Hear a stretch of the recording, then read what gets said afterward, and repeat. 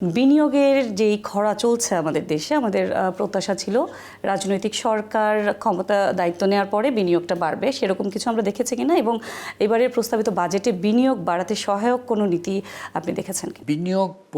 বিনিয়োগ বাড়াবার জন্য কি দরকার, মানে যারা বিনিয়োগকারী আমাদের দেশে কিন্তু অনেকে আছে, পকেটে পয়সা আছে কিন্তু বিনিয়োগ করছেন না, কেন করছে সেই প্রশ্নটা যদি করি, তার মধ্যে এই যে একটা শব্দ ব্যবহার করুন না, হয়রানিটা একটা অন্যতম বিষয়।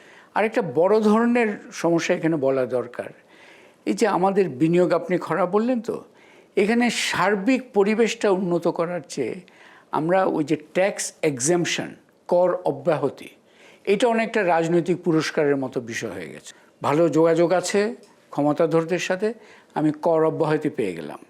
এই কর অব্যাহতিটা একটা সময় হয়তো ছিল যেটা বিনিয়োগকে উৎসাহিত করার জন্য, এখন এটা হয়ে গেছে একটা বিশাল বোঝার মতো। এই যে আমাদের কর অব্যাহতির কারণে ওই রাজস্ব আহরণ বাড়ছে না, এই জায়গায় একটা বড় সমস্যা। আর আইন শৃঙ্খলার বিষয়টাও কিন্তু খুবই গুরুত্বপূর্ণ। আইন শৃঙ্খলা যদি উন্নত না হয়, বিনিয়োগকারীরা তো ভরসা পাবেন।